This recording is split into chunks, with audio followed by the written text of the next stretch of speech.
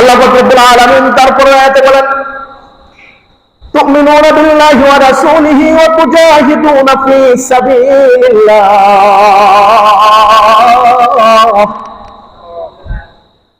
تؤمنون بالله ورسوله وتجاهدون في سبيل الله بأموالكم وأنفسكم ذلكم خير لكم إن كنتم تعلمون মানুষ যখন কোন জায়গায় সফরে বের হয় তখন মানুষ যে জায়গায় সফর করবে ওই সফরের জায়গার নিরাপত্তা নিশ্চিত করে, তাই না? আমি আপনাদের এখানে এসেছি, সফর করতে এসেছি, এখানে যদি আমার জানের নিরাপত্তা, মালের নিরাপত্তা, ইজ্জতের নিরাপত্তা নিশ্চিত না থাকতো আমি কি আসতাম?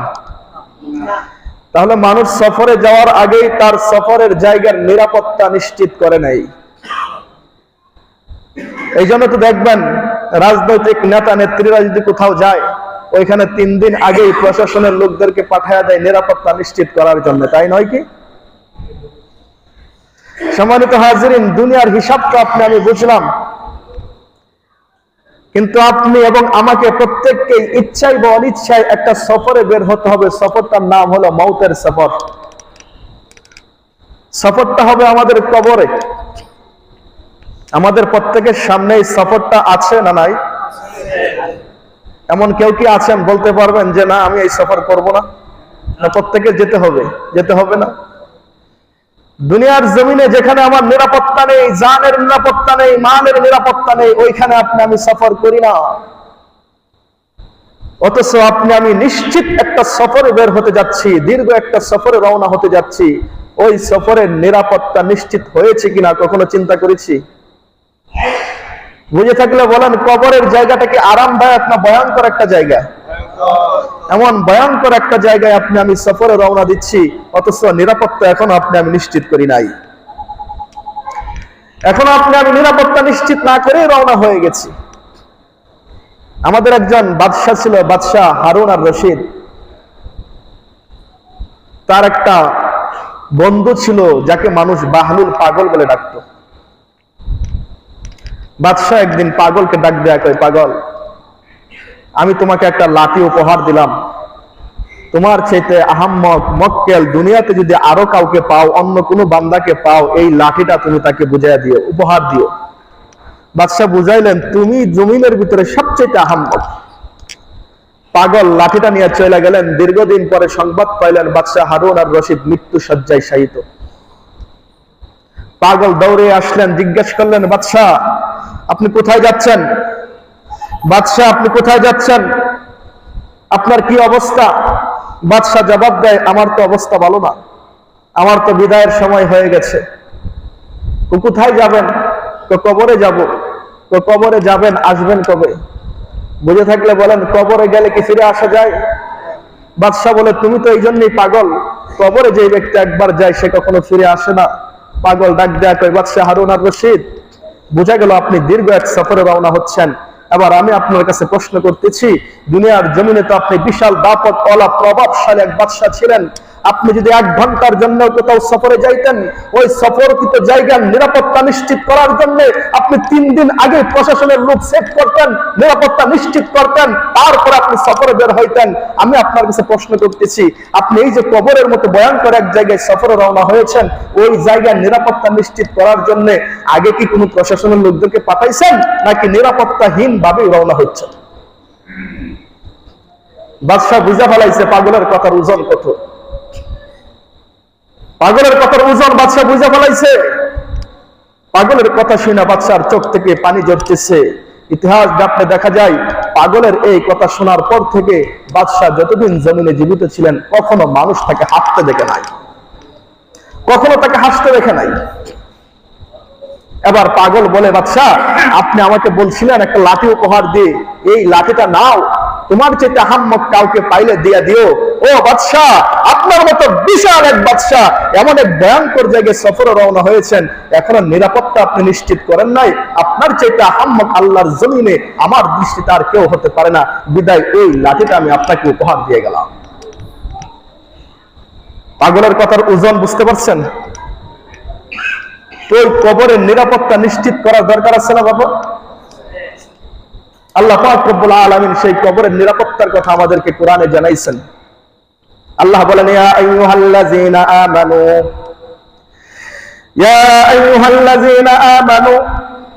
হাল আদুল্লুকুম আলা তিজারাতিন তুনজিকুম মিন আযাবিন আলীম।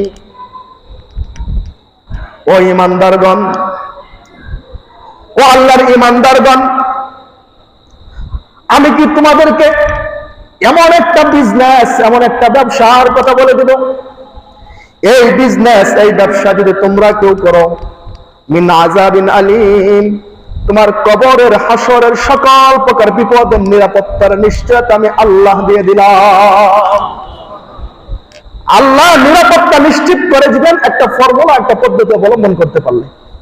আল্লাহ আমাদেরকে একটা থিওরি দিয়েছেন, এই থিওরি যদি মানো তাহলে তোমাদের নিরাপত্তা নিশ্চিত হয়ে যাবে।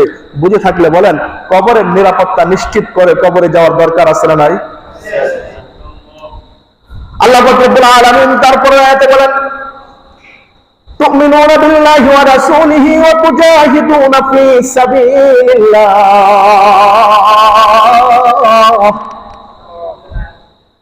তুমিনুনা বিল্লাহি ওয়া রাসূলিহি ওয়া তুজাহিদুনা ফি সাবিলিল্লাহ বিআমওয়ালিকুম ওয়া আনফুসিকুম যালিকুম খায়রুল লাকুম ইন কুনতুম তা'লামুন। দেখেন, আল্লাহ কত চমৎকার ভাবে এই আয়াতে দুইটা কথা বলছেন। প্রথম কথা হলো, আল্লাহ এবং তার রাসূলের উপর ঈমান আনয়ন করো। আল্লাহ এবং তার রাসূলের উপর যদি ঈমান আনয়ন করো, তাহলে এই ঈমান হবে তোমার কবরের নিরাপত্তার রক্ষা কবচ। সুবহানাল্লাহ বলবেন না? এবার আমি সংক্ষেপে যদি বলতে চাই, ঈমান কাকে বলে? উম্মতের উলামায়ে কেরাম এখানে আছেন, আমি যদি জিজ্ঞেস করি ঈমান কাকে বলে, তাহলে আমরা উত্তর দেব, আসমানটা যিনি বানাইছেন, জমিনটা যিনি বানাইছেন, তার উপর বিশ্বাস করার নাম হলো ঈমান। আসমান আর জমিনের মাঝে যা কিছু আছে, এইগুলি যিনি সৃষ্টি করেছেন, স্রষ্টার উপর বিশ্বাস করার নাম হলো ঈমান। আমি যদি জিজ্ঞেস করি ঈমান কাকে বলে, তাহলে তো আপনি আমি উত্তর দেব, যিনি আমাকে বানাইছেন, যিনি আমার 3.5 হাত শরীর বানাইছেন, যিনি আমার 3.5 হাত শরীরের ভিতরে কোটি টাকার সম্পদ দান করেছেন, যিনি আমার রিজিকের ব্যবস্থা করেন, যার হাতে আমার জীবন, যার হাতে আমার মরণ, তার উপর বিশ্বাস করার নাম হলো ঈমান। ঠিক না? আমরা ঈমান বলতে বুঝি এটা। বাবা, আমি আল্লাহর কসম করে বলি, শুধু এতটুক বিশ্বাসের নাম ঈমান নয়। শুধু এতটুক বিশ্বাস নিয়ে কেউ কবরে গেলে নিরাপত্তা পাবে না। শুধু এতটুক বিশ্বাসের নাম ঈমান নয়। যদি এতটুক বিশ্বাসের নাম ঈমান হতো, তাহলে আপনি কাফের বেদিনদের সম্পর্কে কি বলবেন? কারণ কাফের বেদিনরা তো বিশ্বাস করত আসমান জমিনের স্রষ্টা হলেন আল্লাহ। আল্লাহ কোরআনে বলেন, কুল হাল আসআলুনাকা মান খালাকাস সামাওয়াতি ওয়াল আরদ। ও আল্লাহর নবী, আপনি কাফেরদেরকে জিজ্ঞেস করুন, আবু জাহেলকে জিজ্ঞেস করুন, আসমান আর জমিনটা কে বানাইছে জিজ্ঞেস করেন। দেখবেন তারা বিনা প্রশ্নে, বিনা দ্বিধায় এক বাক্যে জবাব দেবে, আসমান আর জমিনটা বানাইছেন আল্লাহ। এই জবাবটা কাফেররা দিবে। তার মানে বোঝা গেল আসমান জমিনের স্রষ্টা আল্লাহ, এই বিশ্বাস কাফেরদের মধ্যে ছিল। এবং আমাদের সমাজে বসবাসরত সনাতন ধর্মী ভাই যারা, তাদের কাছে তাদের ধর্মীয় গ্রন্থ হলো বেদ, ঋগ্বেদ, সামবেদ, যজুর্বেদ, অথর্ববেদ, মহাভারত, কল্কি পুরাণ, রামায়ণ সহ তাদের কাছে গ্রহণযোগ্য ধর্মীয় গ্রন্থ হলো এইগুলি। আমাদের কাছে আমাদের কুরআনের রেফারেন্স যতটা গুরুত্বপূর্ণ গ্রহণযোগ্য, তাদের কাছে তাদের বেদের রেফারেন্স গুলি ততটা গুরুত্বপূর্ণ গ্রহণযোগ্য। তাদের বেদের 2 নম্বর বলিয়াম 114 নং অধ্যায় 5 নং মন্ত্র, একং ব্রহ্মা দ্বিতীয়ং নাস্তি নাহনা নাস্তি কিঞ্চন। একং ব্রহ্মা, ব্রহ্ম হলেন একজন, দ্বিতীয়ং নাস্তি, তার দ্বিতীয় কেউ নাই, নাহনা নাস্তি কিঞ্চন, লা মিসালা লাহু ওয়ালা মিসলা লাহু, তার সাথে তুলনা দেওয়ার মতো কেউ নাই, তার সাথে উপমা দেওয়ার মতো কেউ নাই। তার মানে এক স্রষ্টার বিশ্বাস হিন্দুদের ভিতরেও আছে, কিন্তু আমরা কি তাদেরকে ইমানদার বলি? তার মানে বাবা বুঝে গেল, আসমান আর জমিন যিনি বানাইছেন, আমাকে যিনি বানাইছেন, তার উপর শুধু বিশ্বাস করার নাম ঈমান নয়, বরং এতটুক বিশ্বাসের সাথে যে জিনিসটা জরুরি সেটা হলো আলা আলাহুল খালকাল আমর। আল্লাহ বুঝাইলেন আসমান আর জমিনের মালিক আমি আল্লাহ, তুমি বিশ্বাস করো।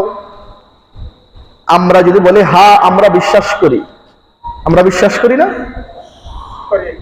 তো আল্লাহ বলেন জিনিস যার আইন চলবে তার। জিনিস যা, আমার ঘরে একটা বউ আছে, বউটা আমার, এই জন্য বিবিটা আমার কথা শুনে, তাই না? আপনার ঘরের বিবি আপনার কথা শুনে, আমার ঘরের বিবি যদি আমার কথা না শুনে অন্যজনের কথা শুনে, এই বিবি কেউ রাখবে ঘরে?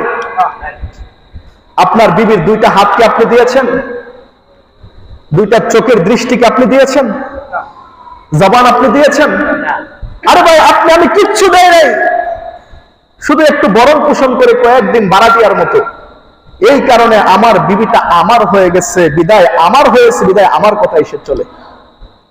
আল্লাহ পাক রব্বুল আলামিন বুঝাইলেন সামান্য একটু বরণ পোষণ করার কারণে তোমার ঘরের বিবি যদি তোমার হয়ে যায়, তাহলে যে মালিক আসমান আর জমিনটা সৃষ্টি করেছেন, যে মালিক তোমার 3.5 হাত শরীর সৃষ্টি করেছেন, তোমার 3.5 হাত শরীরে লক্ষ কোটি টাকার সম্পদ দান করেছেন, যিনি তোমাদের হায়াত মওত জীবন দান করেছেন, যে মালিক তোমার সমস্ত কিছু পর্যবেক্ষণ করে থাকেন, সেই ব্যক্তি তিনি তোমার মালিক হবে না কেন? তাহলে বুঝে থাকলে বলেন আমরা কার? আরো জোরে বলেন আমরা কার?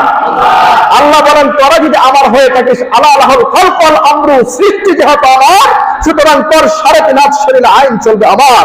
আসমান আর জমিন যেহেতু আমার, সুতরাং আসমান আর জমিনে আইন চলবে আমার। বিনা প্রশ্নে বিনা বাক্যে এই কথাটা মেনে নেওয়ার নাম হলো ঈমান।